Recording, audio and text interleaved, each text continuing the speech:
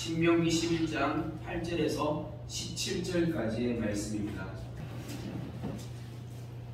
오늘은 신명기 11장 말씀을 통해서 적과 꿀이 흐르는 땅이라는 말씀의 제목을 가지고 함께 말씀을 나눠보도록 하겠습니다. 이 적과 꿀이 흐르는 땅이 주는 의미가 어떤 의미가 있냐면, 우리가 이제 교회를 다니면서 처음 이제 예수님 믿고 신앙생활을 하게 돼요. 그러면 믿음의 여정을 쭉 가게 됩니다. 그러니까 이제 처음 이 믿음의 여정이 성경 말씀에서 이 이스라엘 백성들의 그 출애굽의 역사로부터 시작이 되어지거든요. 그래서 애굽에서 시작해서 홍해를 건너가지고 광야로 들어가서 요단강을 건너서 가나안 땅을 들어가게 되는 거예요. 그러면 이 전체가 이제 바로 이스라엘 백성들이 그 출애굽하는 그 과정에서 가나안 땅에 들어가게 되는 그 모든 여정인데, 그런데 이것을 이제 우리 신약에 사는 우리 성도들에게 있어서 믿음의 여정으로 그렇게 많이 상징되어지고 묘사되어졌습니다. 좀 구체적으로 말씀을 드리면 애굽은 뭘 상징하냐면 사람들이 살아가는 이 죄악된 세상을 상징하는 것이었어요. 그죠? 그래서 이 죄악된 세상을 상징하는 땅을 출애굽하게 됩니다. 나오게 되는 거예요. 자, 그런데 이제 나와서 어디로 가는 거예요? 홍해를 건너가는데, 이 홍해를 건너가는 이것은 내가 이제 그리스도인이 되어서 하나님의 말씀을 듣고 내가 예수님을 믿고 그리스도인이 될 때 세례를 받는 그 세례와 연결이 되어지죠. 자, 그리고 이제 광야로 들어가는 것은요, 어떤 내용입니까? 내가 이제 예수님 믿고 난 다음에 거듭나잖아요.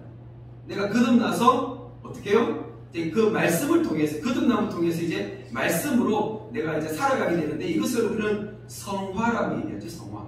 이제 성화의 과정을 거치게 되는데, 이 광야에서 성화의 과정을 거치게 되는 거예요. 그래서 이 광야는 곧 어디를 상징하게 됩니까? 우리가 살아가는 이 세상에서 그리스도인들이 성화의 과정을 거쳐가는 이 삶을 광야로 이렇게 묘사하고 있습니다. 자, 그리고 난 다음에 요단강은 뭘 얘기해요? 요단강. 요단강은 우리가 이 땅에서의 죽음을 상징하죠. 그래서 우리 찬송가 606장 보면 그런 찬양 있잖아요. 며칠 후 요단강 건너가 만나리. 장례식장 가면 꼭 부르는 찬송 있지 않습니까? 예, 그래서 요단강은 바로 이 땅에서의 죽음을 상징합니다. 예, 그래서 그리스도인들이 이 땅에서 죽음을 통해서 요단강을 건너가고, 그리고 난 다음에 가나안 땅에 들어가는 것이죠. 그래서 가나안 땅은 바로 영원한 천국을 상징하게 되는 이 전체의 믿음의 여정이 바로 이스라엘 백성들의 그 출애굽 여정 가운데 다 들어있습니다. 그런데 이 내용은 교회를 오랫동안 다니셨던 분들은 잘 아시는 내용이죠. 그죠?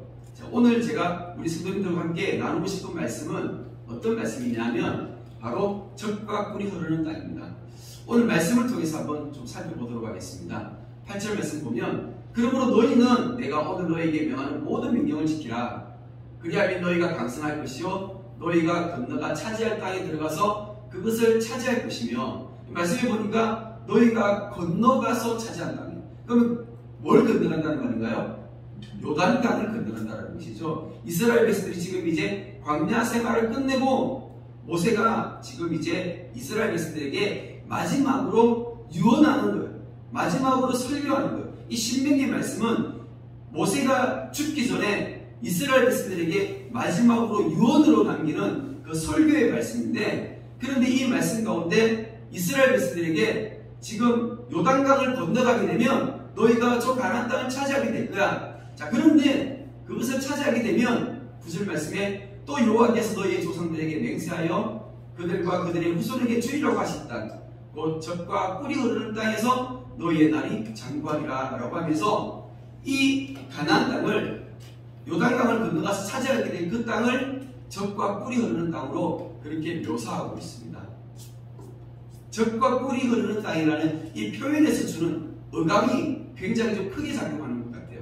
자, 그런데 오늘 우리 성도님들이 이 적과 꿀이 흐르는 땅이 어떤 의미인지, 구체적으로 우리에게 무엇을 가르쳐주고 말씀하는 것인지 좀 살펴보도록 하겠습니다. 10절 말씀을 보면 이렇게 되어 있습니다. 네가 들어가 차지하려는 땅은 네가 나온 애굽 땅과 같지 아니하니 거기에서는 너희가 파종한 후에 발로 물대기를 채소밭에 된 것 같이 하였거니와.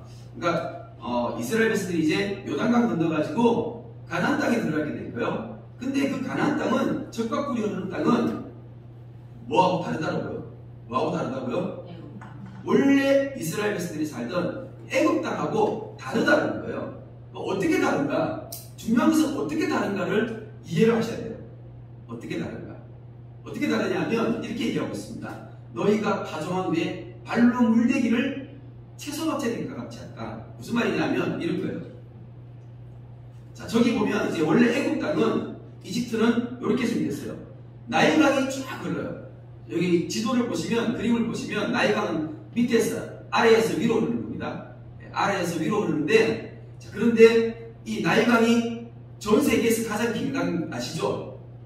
세계에서 가장 긴 강이에요. 엄청나게 길어요. 강이 굉장히 긴 강인데 폭도 굉장히 강폭이 넓습니다. 그런데 위로 올라가면 올라갈수록 저기가 이제 하류가 되는데, 이 나일강의 하류는 그림을 보신 것 같아요. 꼭대기가 보니까 삼각형 모양으로 되어 있죠. 그건 나일강 삼각주라고 해요. 나일강 삼각주는 강이 이제 쭉 이렇게 쫙 퍼져가지고 전체가 굉장히 이 옥토밭이고 풍요로워요. 물이 많아가지고. 자, 그런데 이거하고 사실 이스라엘 땅은 좀 비교가 되어집니다. 나일강을 위에서 이렇게 비춘 찍은 사진이에요. 이집트의 그 나일강 삼각주를 위에서 이렇게 보면 사진을 보신 것 같아요. 좋아 보이죠? 왜냐하면 물이 많잖아요. 강이 굉장히 길고 폭이 크고 해서 물이 많아가지고 굉장히 이렇게 나일강 자체 전체가 나일강을 통해서 땅이 굉장히 옥토밭인 것을 알 수가 있습니다. 그리고 발로 물대기라는 것은 뭐냐면 이런 거예요. 옛날에는 요즘은 이제 펌프가 있어가지고 모터를 돌려서 물을 끌어당기죠. 그런데 옛날에는 사람들이 물을 이제 어떻게 해야 돼요? 직접 이렇게 끌어올릴 이제 그 펌프 같은 게 없으니까 수차를 돌려, 수차를. 수차를 돌려가지고 이 발로 이렇게 물을 대는 거예요. 그래서 수로를 만들어가지고 강에서 수차를 돌려가지고 수로를 만들어가지고 이 안쪽에까지, 내륙까지 물을 쭉 연결시키는 거예요. 사진을 보시니까 수차를 돌려서 물을 어떻게 당기는지 이해가 되시죠? 그런데 우리는 이제 농사를 안 지어봤기 때문에 수차를 가지고 어떻게 하는지 발로 물 대는 게 잘 이해가 안 되는데 우리 성도님들이 사진을 보시면 쉽게 이해가 되실 거예요. 옛날 사람들은 저렇게 농사를 지었어요. 강에다가 물을 끌어와가지고 수차를 통해서 물을 끌어와서 수로를 통해가지고 저 안쪽에 내륙까지 해서 그렇게 이제 농사를 짓게 되는 것입니다. 이게 발로 물대어가지고 농사를 짓는 거예요. 11절 말씀에 이렇게 되어 있습니다. 너희가 건너가서 차지할 땅은 산과 골짜기가 있어서 하늘에서 내리는 비를 흡수하는 땅이요. 건너가서 차지하는 땅은 가나안 땅이죠. 근데 그 가나안 땅은 애굽 땅과 다른 땅이에요. 애굽 땅과 어떻게 다르다고요? 지형적으로 완전히 달라서 농사를 짓는데 전혀 다른 농사 기법을 사용해야 되는 거예요. 어떻게 농사를 짓는가? 거기는 지형이 어떻게 생겼냐면 산과 골짜기가 있다는 거예요. 산과 골짜기가 있고 거기다가 하늘에서 내리는 비가 땅에서 그냥 그 비를 다 흡수해버려요. 그러면 농사를 지으려면 물을 어떻게 해야 돼요? 저장을 해야 되잖아요. 근데 이 땅이 비를 다 흡수해버리면 물이 저장이 안 되잖아요. 그럼 어떻게 농사를 지어요? 힘들겠죠. 거기다가 저 땅은 산과 골짜기가 있다는 거예요. 좀 이해가 되어지십니까? 내게 좀 어렵죠? 자, 이것을 좀 쉽게 설명하면 제가 그림을 한번 보도록 하겠습니다. 지형이 이렇게 생겼어요. 이스라엘의 지형. 이스라엘 지형이 보시면 아시겠지만 이게 요단강을 기점으로 해가지고 요단강이 저렇게 쭉 매류의 헐몬산에서부터 이렇게 물이 쭉 흘러내려와요.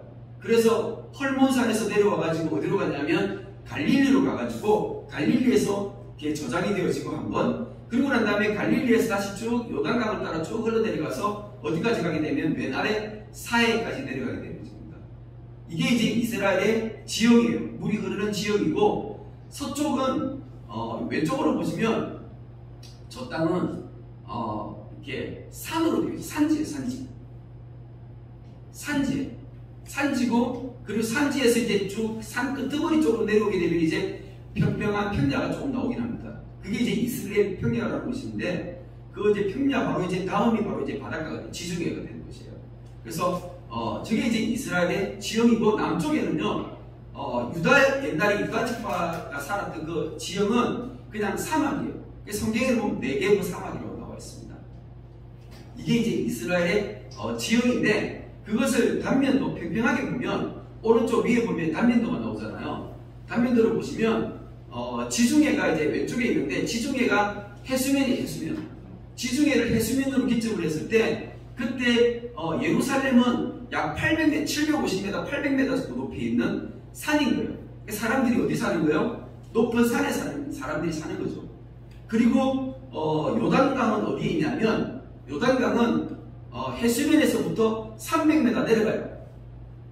그러면 요단강에서 예루살렘까지 물을 가지고 올라가면, 그러면은 몇 미터로 올라가야 돼요?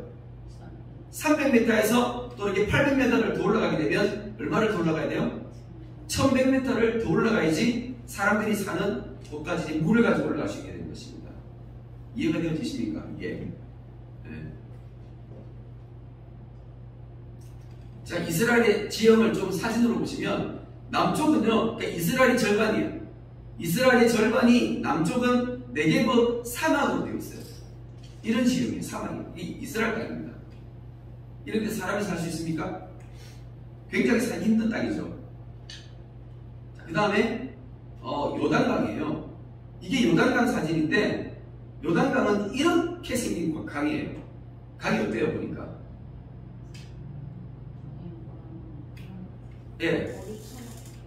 예, 철에 돌아갔죠. 맞습니다. 우리나라 한국 사람이 사실 요단강 가면요, 실망이에요. 이게 무슨 강이야? 이건 또랑이지. 이렇게 얘기하는 거예요. 굉장히 작은 그냥 또랑 같은 거예요. 이게 쭉 흘러내리는 거예요. 그래서 물이 많지 않습니다. 그리고 아까 말씀드렸던 갈릴리 바다, 예수님께서 주로 활동하셨던 곳이 갈릴리 주변에서 사역을 하셨잖아요. 사람들이 어디에서 모여 살았냐면 갈릴리 주변에서 많이 모여 살았거든요. 왜냐하면 갈릴리에 물이 있으니까 물 주변에 모여 살 수밖에 없었던 것이죠. 자, 그런데 이 갈릴리는요, 아까 말씀드렸던 것처럼 해수면이 낮은 거예요.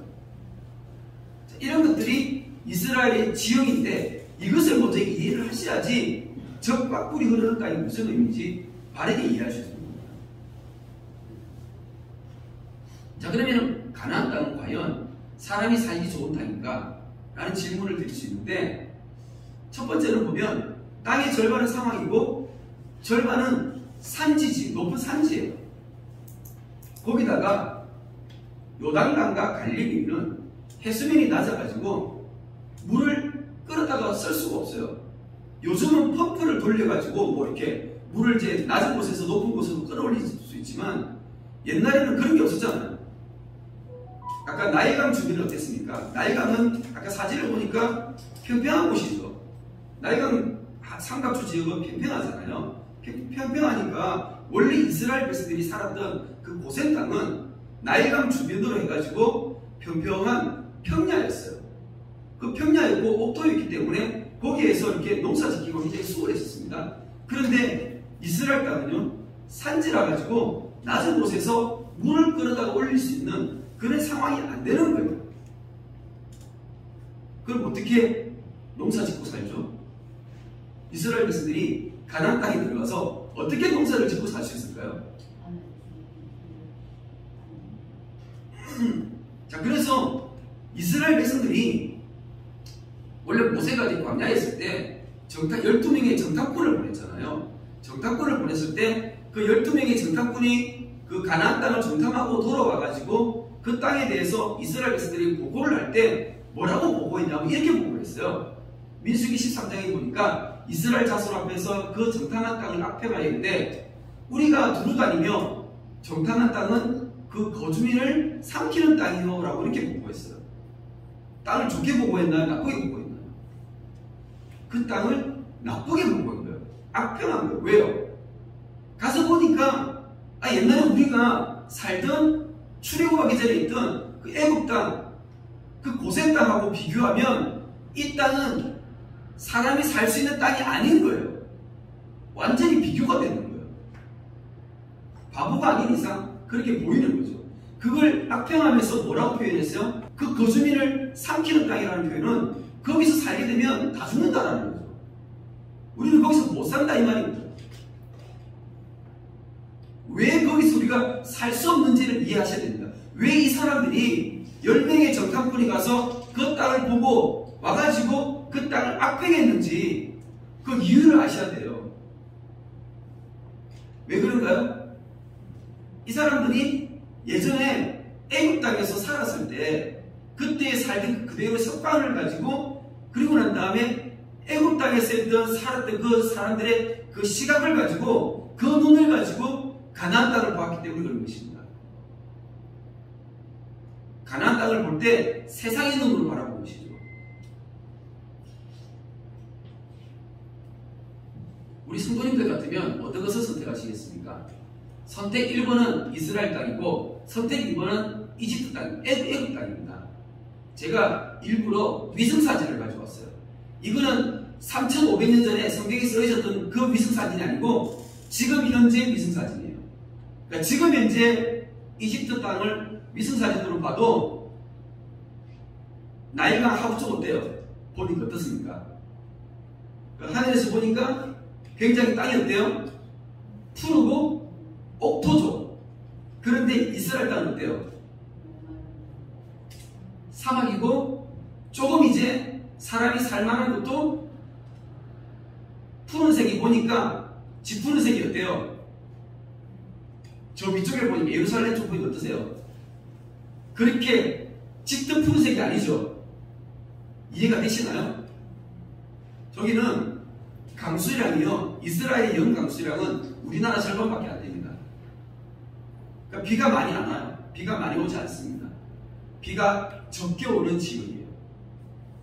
그런 지역이에요. 그래서 지금 현재에도 이스라엘 땅과 이집트 땅을 이렇게 위성사진으로 비교해도 땅 자체만 봐도 어디가 더 기름진 땅인지 사람의 눈에 보입니다. 애굽 땅은요, 애굽 땅은 어떤 땅이냐면 내가 노력하면 수확을 거둘 수 있는 땅인 거예요. 이해가 되시죠? 내가 열심히 농사 지으면, 내가 열심히 땀 흘려가지고 농사를 지으면 그 수확을 얻을 수 있는 땅이 애굽 땅이에요. 그런데 가나안 땅은요, 내가 열심히 수고하고 노력할 수 있는 땅이 아니에요. 내가 할 수 있는 게 아니라는 것을 이해하셔야 돼요. 내가 물을 지고 내가 요단강 물을 지고 예루살렘까지 왔다 갔다 할 수 있는 게 아니라는 것을 먼저 이해를 하셔야 됩니다. 그럼 어떻게 해야 돼요? 농사를 지을 수가 없어요. 자, 그 다음에 이제 주신 말씀입니다. 12절 말씀입니다.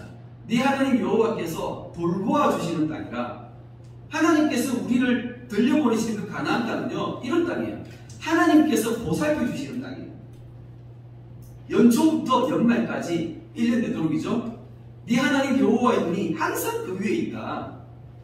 내가 오늘 너희에게 명하는 내 명령을 너희가 만일 청종하고 너희의 하나님 여호와를 사랑하여 마음을 다하고 뜻을 다하여 섬기면 내 여호와께서 너희의 땅에 이른 비 늦은 비를 적당한 때에 내리시리니 너희가 곡식과 포도주와 기름을 얻을 것이요 또 가축을 위하여 들에 풀이 나게 하시리니 네가 먹고 배부를 것이라. 아멘. 이 적과 꿀이 흐르는 이 가나안 땅은 이렇게 되어지는 거예요. 그 땅에 들어가가지고 하나님의 말씀을 듣고 그 하나님의 말씀을 따라서 내가 믿음으로 순종하며 잘 살게 되면 하나님께서 늘 돌보아 주셔서 적당한 때에 이른 비와 늦은 비를 주시는 거예요. 그래서 농사를 지을 때 어떻게 하는 거예요? 씨를 뿌리잖아. 파종을 하죠. 씨를 뿌리고 난 다음에 그 다음에 어떻게 하는 거예요? 하나님께서 비를 내리실 때까지 기다리는 거예요. 어떻게 해요? 믿음으로. 이렇게 하실 수 있겠습니까? 이게 적과 꿀이 흐르는 가나안 땅입니다. 이 땅은 애굽 땅하고 다른 땅인 거예요.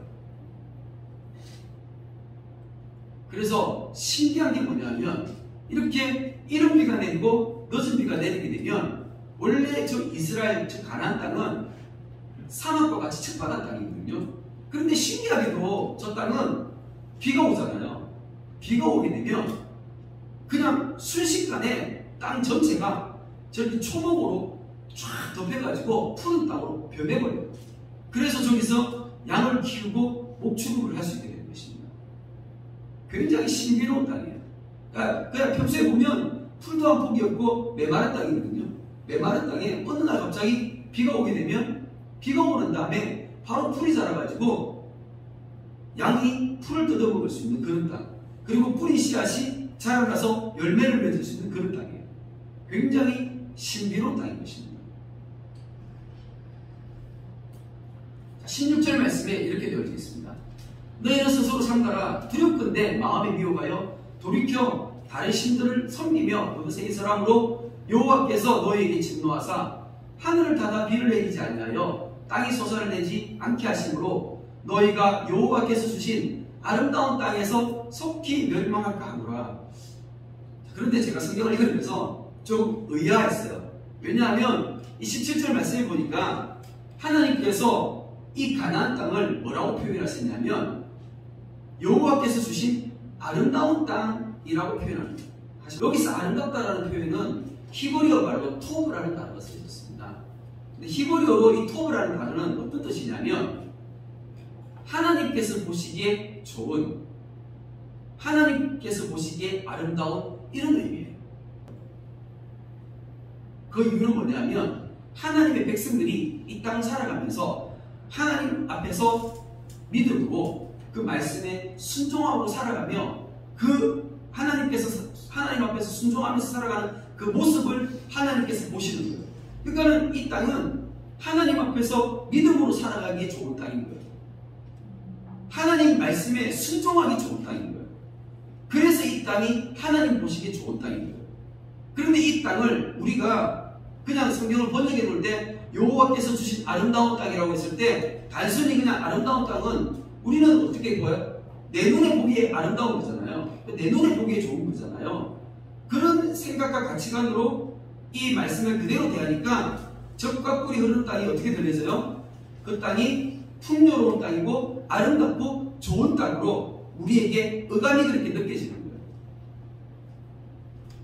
그래서 젖과 꿀이 흐르는 땅이라는 것은 원래 이게 어떤 의미냐면 젖이라는 것은 이 목축업을 하는 거예요. 그러면 양을 키워가지고 거기서 우유나 버터 이런 치즈 같은 걸 만들잖아요. 그런 목축업을 하는 그런 의미에서 젖이라는 표현을 사용했고, 꿀이라는 것은 이 벌꿀을 얘기하는 게 아니에요. 벌꿀이 아니고 과수원을 하면서 원래 이 땅에 좀 이렇게 많이 자라는 식물이 이렇게 그 무화과 나무, 그 다음에 포도나무, 그 다음에 뭐 대추야자 이런 것들이 많이 열리거든요. 근데 이런 열매들은 굉장히 당도가 높아요. 그래서 그 당도가 높은 이 식물들의 열매를 통해서 이 과일에서 이 당을 얻는 거예요. 당분을 얻는 건데 그것을 꿀로 표현해 놓은 것입니다. 그래서 젖과 꿀이 흐르는 땅이라는 것은 목축업과 과수원에 알맞은 땅인 거예요. 창세기에 보면 원래 이스라엘 백성들이 그 조상들이 거기 살았잖아요. 가나안 땅에 살았잖아요. 아브라함이 가나안 땅에 살았고 이삭도 가나안 땅에 살았고 야곱도 가나안 땅에 살았었습니다. 자, 그런데 아브라함이 처음에 가나안 땅에 들어가자마자 어떤 일이 발생했나요? 기근이 있어가지고 기근이 들어서 어디로 갔어요? 애굽으로 내려갔죠. 왜요? 애굽에는 물이 있고 거기는 풍요로운 땅이기 때문에 그래서 애굽에 내려갔던 거예요. 근데 하나님이 거기 가서 아브라함이 환난을 당하게끔 만들어가지고 다시금 가나안 땅으로 돌아오게끔 만들죠. 그리고 이삭도 똑같이 기근을 당했어요. 그래가지고 이삭도 애굽 땅에 내려가려고 했어요. 근데 하나님이 가지 말라 하나님께서 말씀하셨죠. 야곱도 마찬가지잖아요. 야곱이 왜 애굽으로 내려가게 됐나요? 결국에는 기근을 만나가지고 거기 내려가게 된 것입니다. 그러니까 항상 이 땅은 뭐가 있는 거예요? 비가 잘 오지 않기 때문에 농사를 제대로 지을 수 없고 원래 사람이 살기 좋지 않은 그런 땅인 거예요. 근데 그런 땅에서 이 사람들이 어떻게 살았던 거예요? 하나님 바라보면서 살았던 것입니다. 하나님 바라보면서 살게 만드셨던 거예요. 예레미야 2장 말씀에 보면 이런 말씀이 있습니다.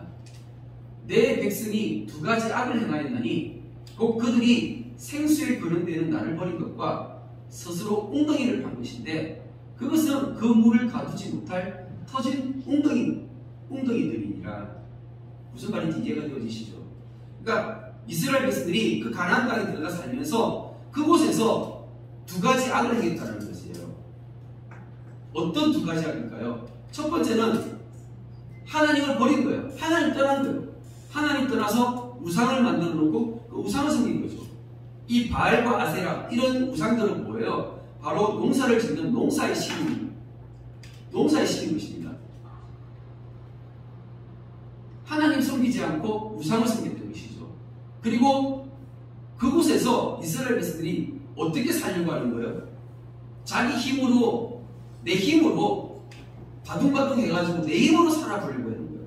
그래서 되지도 않는 웅덩이를 파가지고 그곳에서 그 웅덩이에다가 물을 저장해가지고 그것을 가지고 농사를 지으려고 하는데 원래 처음부터 이 땅은 하늘에서 내리는 비를 땅이 어떻게 해요? 다 헛수하는 땅이잖아요. 웅덩이를 팔 수가 없는 그런 땅인 거예요. 그런데 그곳에서 억지로 웅덩이를 파가지고 그곳에서 농사를 지으려고 하니까 돼요, 안 돼요? 안 되는 거죠. 이스라엘 백성들이 그렇게 하려고 했다고요. 그러니까 하나님 보실 때 어떻게 해요? 이건 악한 것이죠. 내 백성이 두 가지 악을 행했다라고 말씀하시는 것입니다. 그래서 가나안 땅에서의 삶이란 결론적으로 말씀드리면 이런 거예요. 하나님 나라에서 하나님 나라 백성답게 살아가는 삶을 이야기하는 것입니다. 요단강을 건너댔잖아요. 요단강 건너서 가나안 땅에 들어가게 되는데 요단강을 건너 가나안 땅에 들어가기 전에 그럼 반드시 우리가 뭘 익혀야 돼요? 광야에서부터 우리가 배워야 될 것은 그 가나안 땅에서 우리가 믿음으로 살아가야 돼요. 하나님 바라보면서 믿음으로 살아가게 되는 이 법을 우리가 이 광야에서의 삶에서 배우고 익혀야 될 것입니다. 성경 창세기부터 요한계시록까지 전체는요 일맥상통하는 하나님 나라를 가르쳐주는 것입니다. 하나님 나라가 뭔지를 얘기해 주는데 하나님 말씀하고 안 맞는 것을 많이 가르쳐 주는 거예요.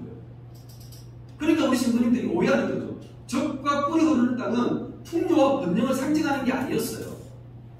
그 땅은 내가 하나님 바라보면서 믿음으로 사는 거예요. 내가 씨를 뿌리고 난 다음에 하나님이 비를 주셔야 되는 거예요. 하나님이 비 언제 주실지 그 하나님 바라보고 사는 거예요. 농사 짓는 사람이 하늘 쳐다보고 사는 게 힘들어요? 안 힘들어요?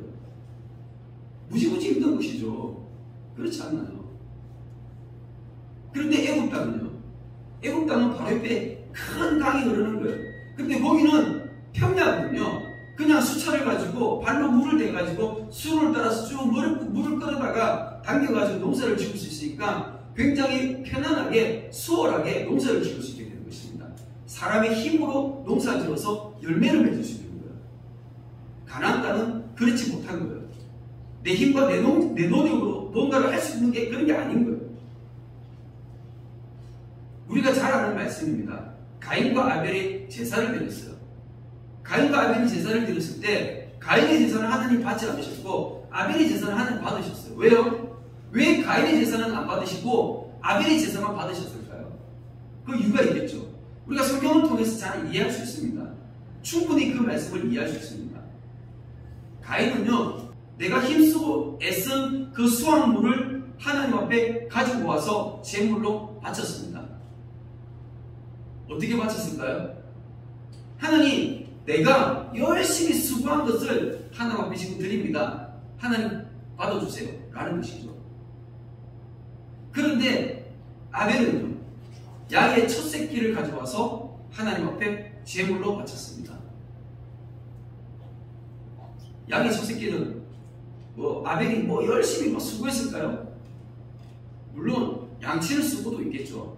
하지만 땀 흘리면 농사 짓는 거하고 물론 다를 수도 있는데 뭐 비교하기 좀 어렵겠지만, 그런데 아벨의 마음은 그런 거였어요. 하나님께서 주신 거라는 겁니다. 하나님께서 주신 거. 첫 새끼라는 의미가 우리가 뭔지 알잖아요. 성경 말씀에서 처음 것은 모든 것이 다 하나님 것인데, 그 모든 것을 다 하나님 앞에 드리려는 그것을 대신해서 처음 것을 드리는 거잖아요.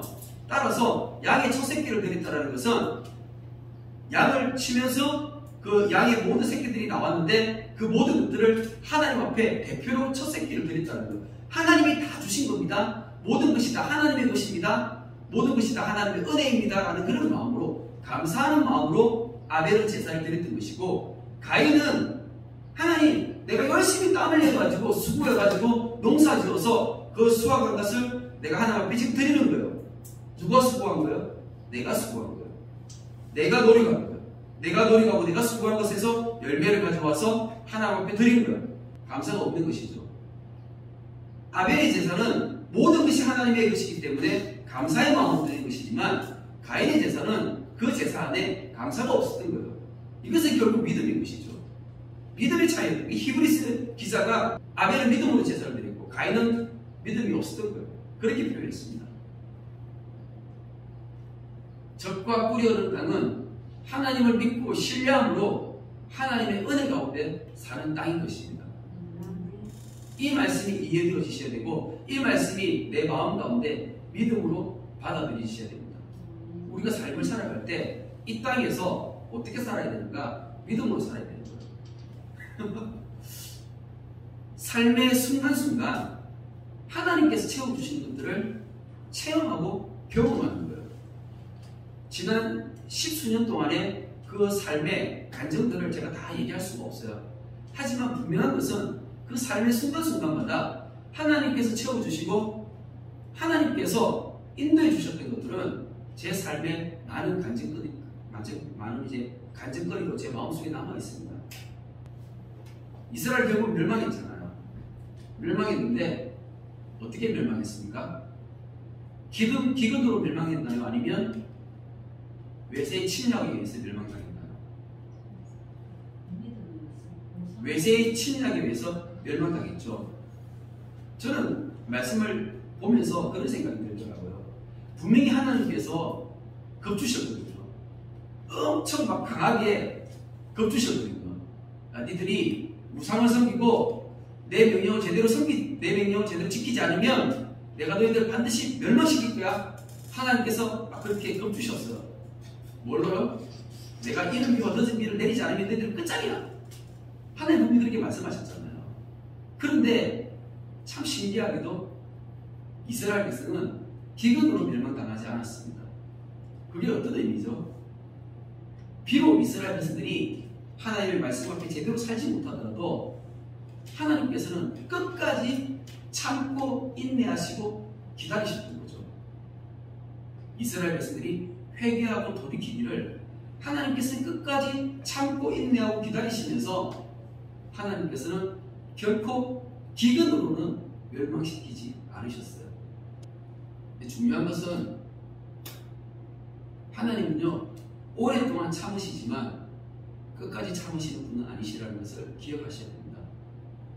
하나님은 오래 참으시는 분이시지만 결국에는요, 마지막에는 심판하시고 하나님께서 마지막에는 하나님께서 판단하실 것입니다. 우리가 언제든지 요단을 건너갈 수 있습니다. 언제 믿음을 준비해야 되죠? 내가 죽기 바로 직전에 내가 믿음을 준비할까요? 아니면 지금부터 내가 조금씩 믿음으로 살아가는 법을 준비하시겠습니까? 내가 이 땅에서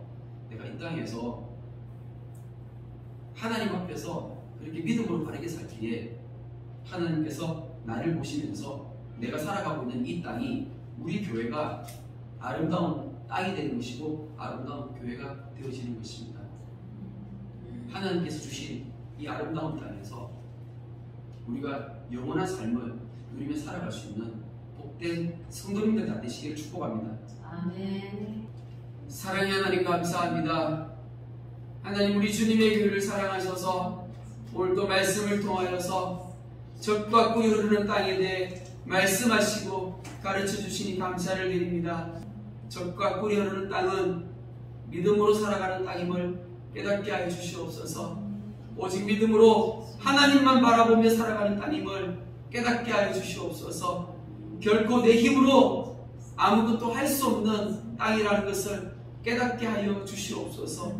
이 땅에서 하나님 바라보며 믿음으로 살아갈 수 있는 우리 주님의 교회 되어줄 수 있도록, 우리 주님의 교회 귀한 성도님들 한 사람 한 사람이 이 땅에서 젖과 꿀이 흐르는 땅을 살아갈 수 있는 믿음의 백성 되어줄 수 있도록 인도해 주시기를 간절히 소망하옵고 살아계신 예수 그리스도의 이름으로 기도드립니다. 아멘.